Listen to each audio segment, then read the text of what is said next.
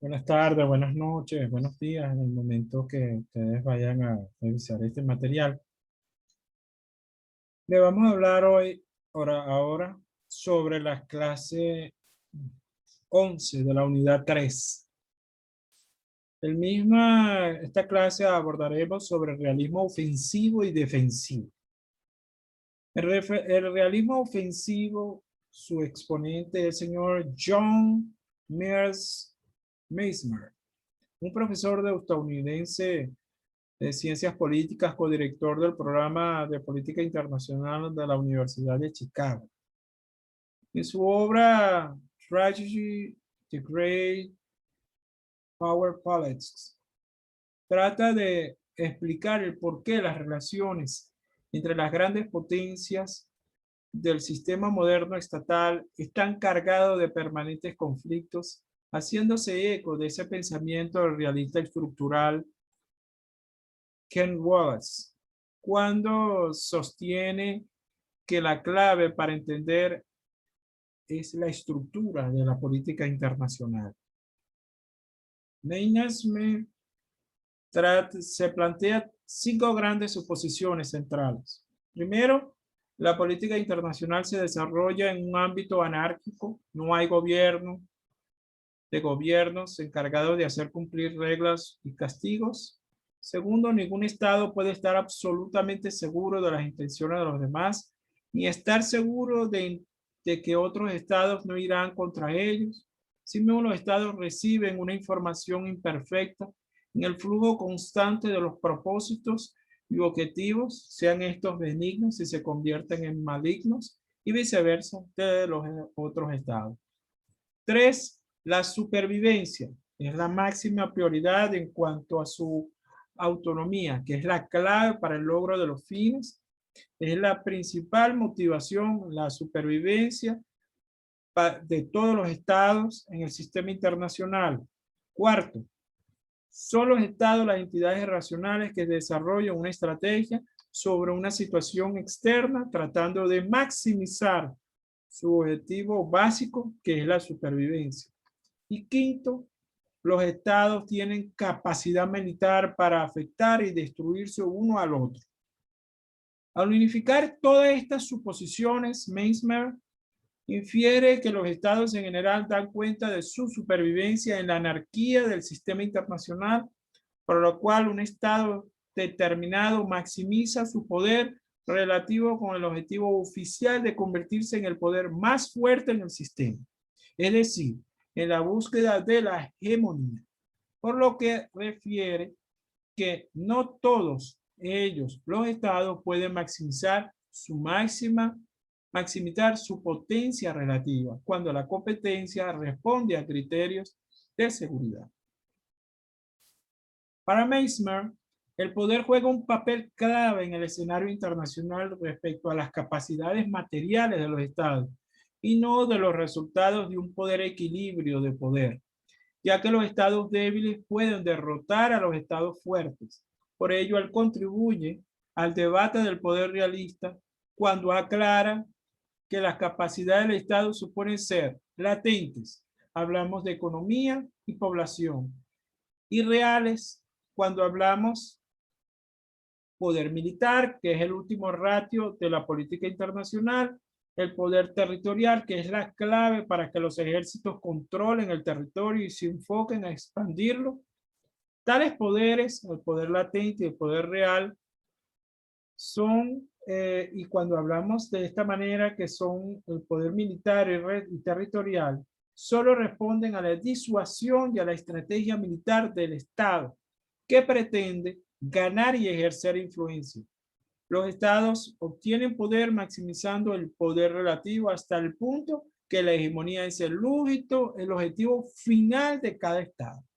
Ese estado hegemónico se define como estado poderoso que domina todos los estados en el sistema internacional, y la hegemonía significa dominación del sistema internacional, entendiéndose mundo global. El Estado es imposible proyectarlo con una fuerza masiva en todo el planeta, y eso hay que aclararlo. En lo regional, la hegemonía tiene como un objetivo crear el estado estratégico. En consecuencia, Meisner sostiene que hay dos estrategias por parte de los estados. Uno, los intentos directos de ganar poder relativo y los intentos indirectos de controlar sus agresores y obtener ganancias. Para Meisner, la guerra es la principal forma de ganar el poder, aunque tenga sus costos. Los estados racionales eligen la guerra, claro está, si los beneficios superan los costos. La guerra exitosa está en que el agresor está más seguro ante la rivalidad. Y en el caso de no haber guerra, se supone que hay chantaje. Es la opción para ganar la ganancia relativa para amenazar al rival. Con ello lograr concesiones, entendiendo que el chantaje solo es efectivo contra los estados menores, mientras que los estados principales o fuertes son capaces de luchar y resistir.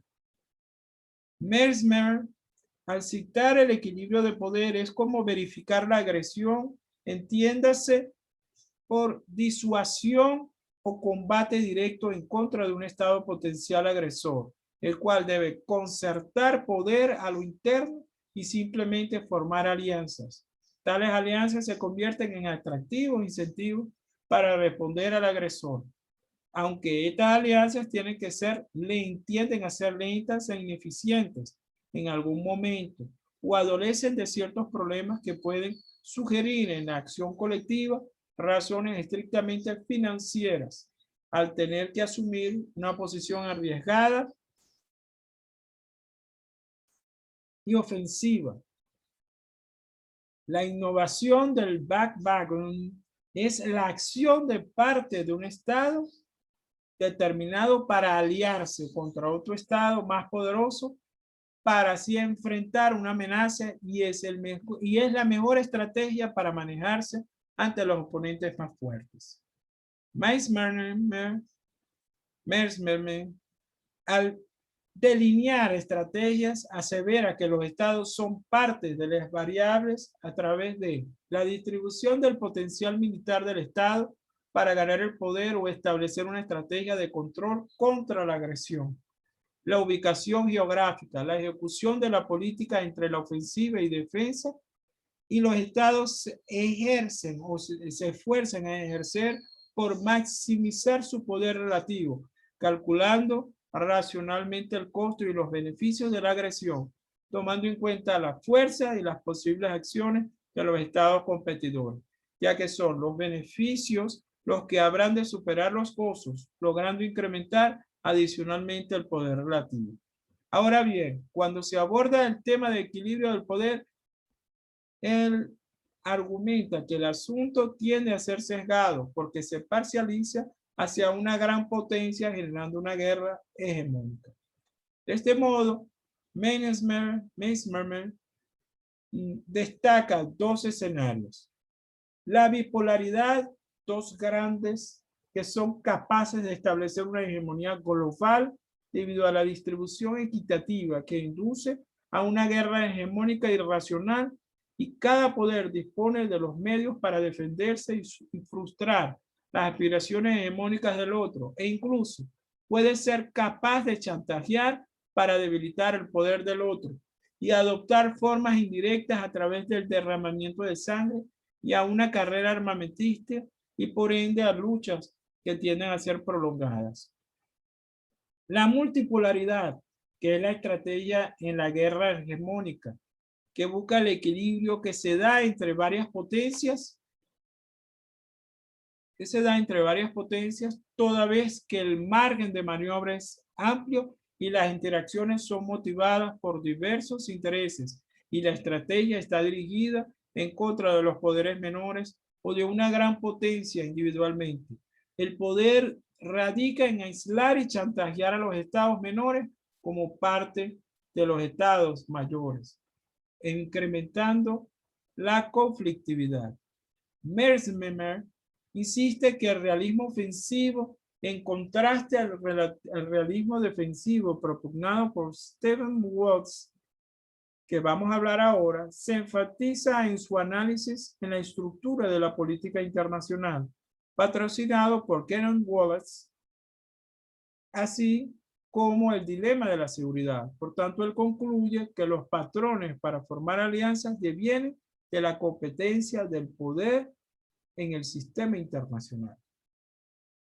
Ahora bien, el realismo defensivo, como ya le dije, uno de los propulsores que él bien lo refiere, el señor Mesmer, es Stephen Walsh.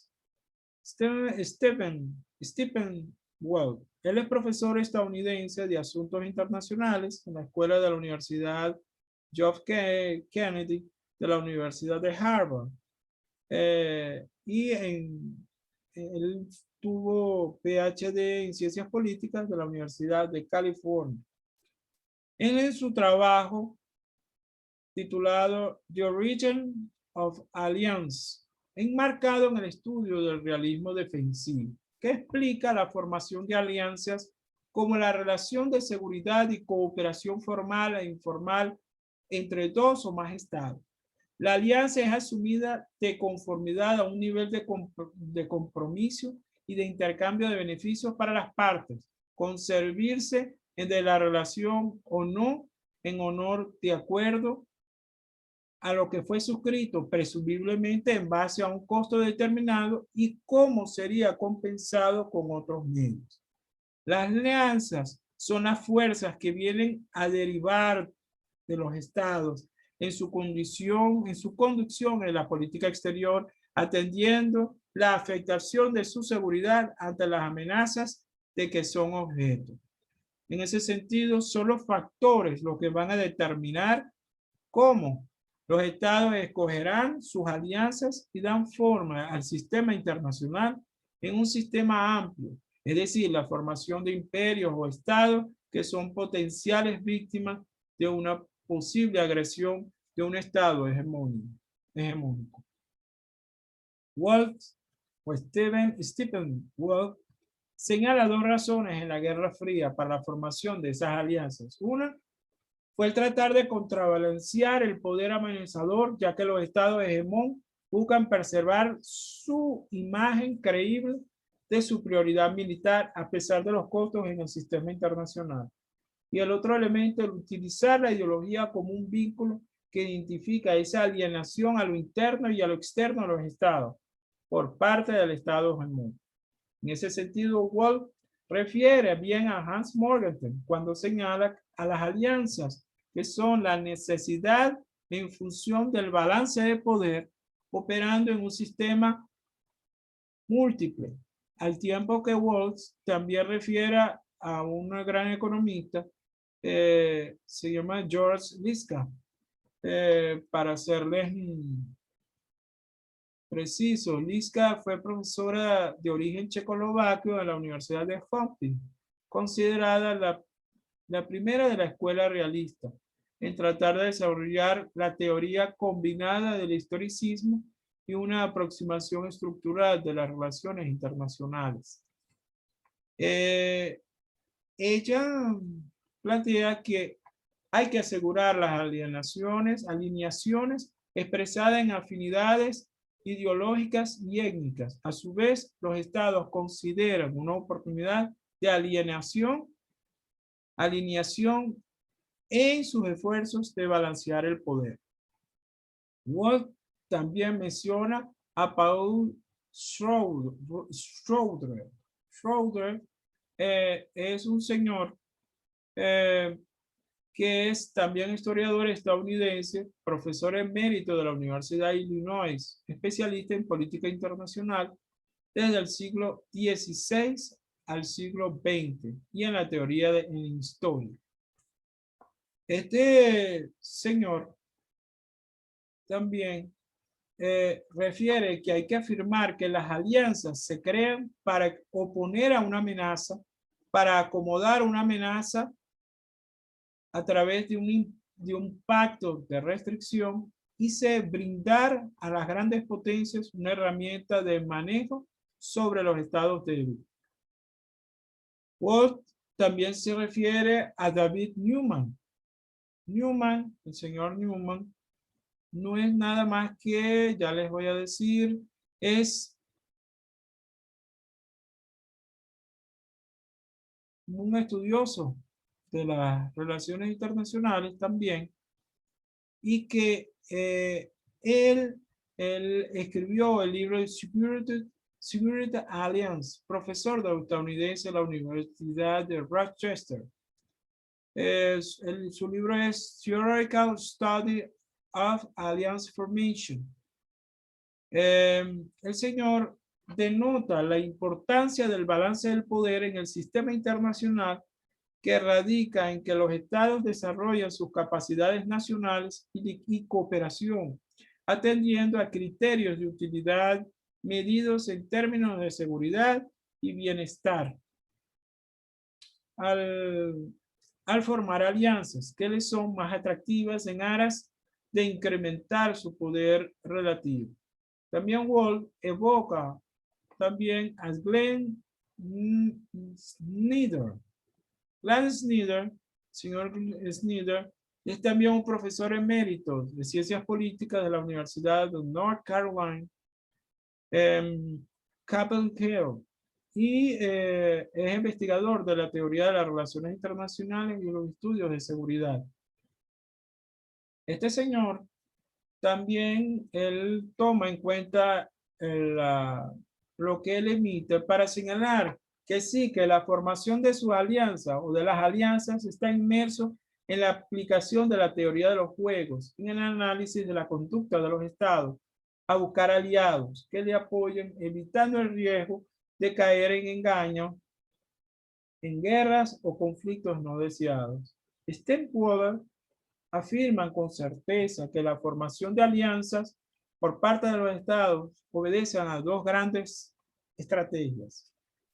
En consecuencia, él habla de el balance que los estados establecen alianzas para prevenir eventuales acciones de un estado fuerte por ser una gran amenaza, tratando de minimizar apetencias, y se enfocan en el predicar la ejecución a futuro y se abocan a las capacidades e intenciones comunes, coordinando acciones más la incondicionalidad de las partes que ha de estar presente.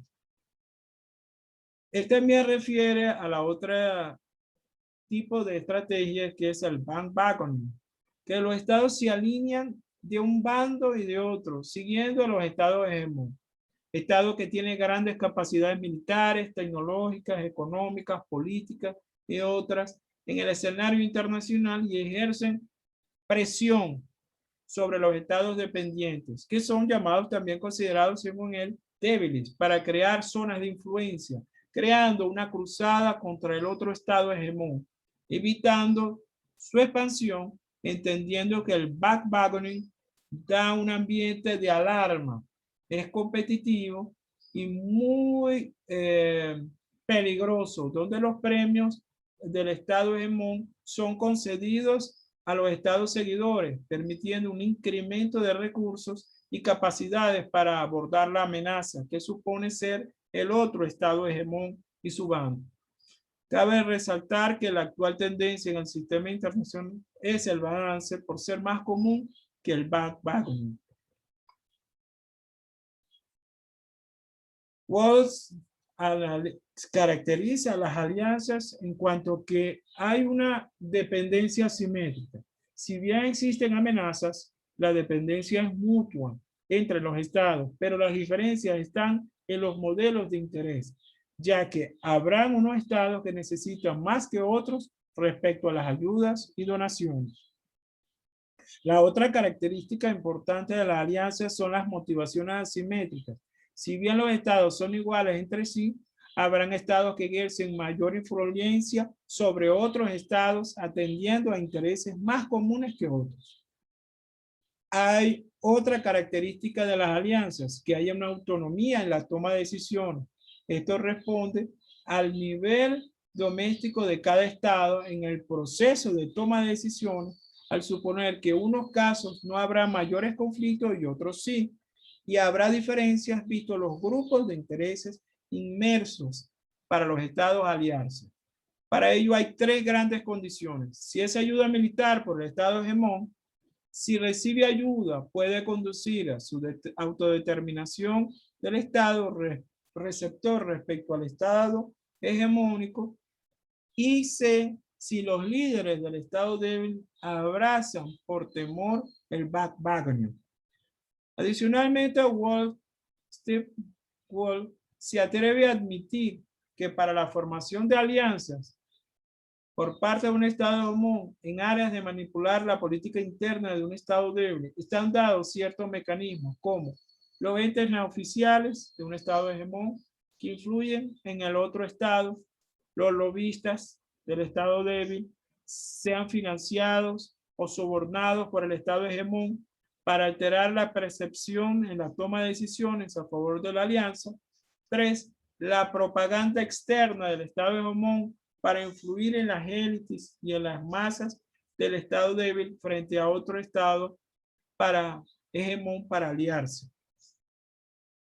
Concluye Stephen Wolf que al opinar que la teoría de la balanza del poder está sometida a la teoría del balance de amenaza, la cual es predictiva, entendiendo que la formación de alianza responde a desbalances de las amenazas. Se comprende por aquellas que causan alianzas con el Estado hegemón, y el grado de la amenaza es el producto del poder agregado, su proximidad geográfica, su capacidad ofensiva, las agresiones e intenciones, y no a los desbalances de poder que se entiende que son causas de las alianzas contra el Estado hegemón, puesto que el poder es el producto de varios componentes que abarca población, capacidad económica y militar, las habilidades tecnológicas y la cohesión política.